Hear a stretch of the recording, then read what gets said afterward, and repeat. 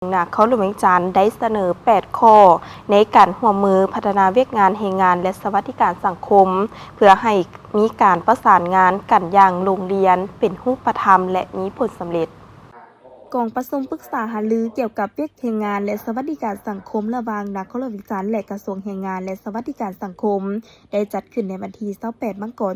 2026 อยู่ที่ห้องว่าการนักหลวงจันทร์โดยการเป็นประธานของท่านอาจสะพังท้องศรีพันดอนเจ้าของนักหลวงจันทร์และท่านโพไซไซยสอนรัฐมนตรีกระทรวงแรงงานและสวัสดิการสังคม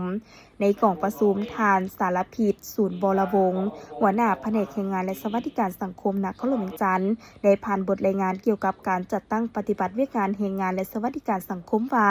ในระยะผ่านมาแผนกแรงงานและสวัสดิการสังคม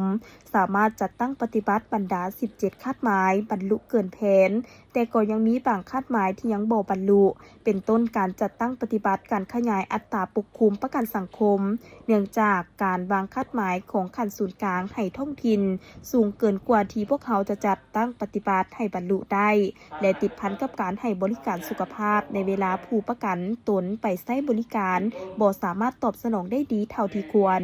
การพัฒนาฝีมือแรงงานการคุ้มครองแรงงานและการจัดหางานถึงแม้นจะเฮ็ดได้ดีแต่ก็ยังมีบางปัญหาที่เป็นสิ่งท้าทายต่อการจัดตั้งปฏิบัติเพื่อการแรงงานและสวัสดิการสังคมนักหลวงจันทร์ดังนั้นข้าพเจ้าตั้งหน้าให้คณะ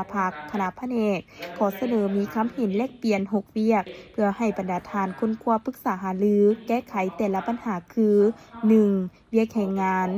2. เวียกสังคมสังเคราะห์ 3. เวียกบริหารจัดตั้งและกวดกา 4. เวียกนโยบาย 5. เวียกประกันสังคม 6. เวียกศูนย์พัฒนาฝีมือแรงงานโอกาสนี้ทานเจ้าของนักหลวงจันทร์ได้มีคำเห็น 8 ข้อหลักต่อการค้นคว้าปรึกษาหารือได้แก่ 1. เสนอให้แบ่งขันคุ้มครองการละเอียดตื่มแต่ละเวียกระหว่างศูนย์กลางและท้องถิ่นเป็นต้นขันใดกระทรวงแรงงานเป็นผู้คุ้มครองและขันใดแผนกแรงงานนครหลวงจันทร์เป็นผู้คุ้มครอง 2. อยากให้ทางกระทรวงแรงงานและแผนกแรงงานนครหลวงจันทร์สามารถเข้าถึงแหล่งข้อมูลกันได้เพื่อหลีกเลี่ยงช่องว่างในการปลอมแปลงบัตรแรงงานหลีกเลี่ยงการนำเข้าแรงงานบ่ถูกต้องของบริษัท 3. เสนอสั่งตั้งศูนย์สงเคราะห์เป็นศูนย์หนึ่งที่มีตำแหน่งบริหารเท่ากับหัวหน้าแขนงแต่ขึ้นกับแผนกแรงงานนครหลวงจันทร์เพื่อเป็นการบริหารคนเจ็บอยู่กับที่เลยแต่ในนี้อยากให้มีบุคลากรเพียงพองบประมาณเพียงพออุปกรณ์เพียงพอพาหนะรับใช้ที่จำเป็นแต่ขอให้ทางกระทรวงแรงงานช่วยค้นคว้าการสั่งตั้งศูนย์สงเคราะห์ให้เป็นรูปธรรมตัวจริงและช่วยเหลือทางงบประมาณตื่มอีกและอย่าผ่านมานครหลวงจันทร์ก็ได้รับผิดชอบหมด 4. การติดตามกฎการคุ้มครองแรงงานต่างประเทศอยู่นครหลวงจันทร์ยังบ่ทันเอาใจใส่คุ้มครองอย่างเข้มงวดผู้ใช้แรงงานจำนวนหนึ่งยังบ่ปฏิบัติตามระเบียบกฎหมายเฮ็ดให้มีช่องว่างหลายด้านเกิดขึ้นอยากให้กระทรวงแรงงานกับแขนงการเกี่ยวข้องขันนครหลวงจันทร์ลงกวดกาบรรดาหัวหน่วยตัวจริง 5. อยากให้กระทรวงช่วยปรับปรุงระบบการเรียนวิชาชีพให้ติดพันกับตลาดแรงงานตัวจริงตื่มตามการเสนอของศูนย์พัฒนาฝีมือแรงงานนครหลวงจันทร์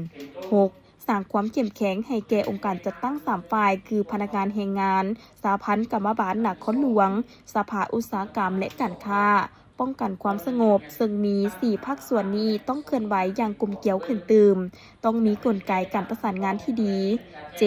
เพิ่มทวีกลไกการประสานงานให้มีลักษณะกลมเกลียวและฮัดเน้นขึ้นกว่าเก่าโดยเฉพาะการประสานสมทบกับบรรดากรมต่างๆที่เกี่ยวข้องของกระทรวงแรงงานและสวัสดิการสังคมบรรดาแผนกการขันนครหลวงที่เกี่ยวข้องและบรรดาเมืองเพื่อผลประโยชน์สูงสุดของส่วนรวมหลีกเว้นแท้ๆปัญหาผลประโยชน์ส่วนบุคคลการสร้างกลุ่มก้อนอาจจะสร้างความเข้าใจผิดความขัดแย้งและเกิดการระแวงกันเองซึ่งจะพาให้แตกความสามัคคีเหตุให้การจัดตั้งอ่อนแอและมีห่างเสียงจมวาจากสังคม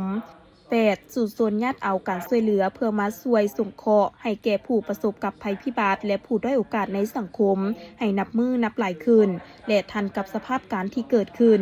พร้อมกันนั้นก็ให้บรรดาคณะกรรมการที่ติดพันกับเวียกงานสังคมสงเคราะห์กลุ่มของภัยพิบัติแต่ละขั้นให้มีการเคลื่อนไหวตามพระบทบาทสิทธิและหน้าที่ของตนอย่างแข็งแรง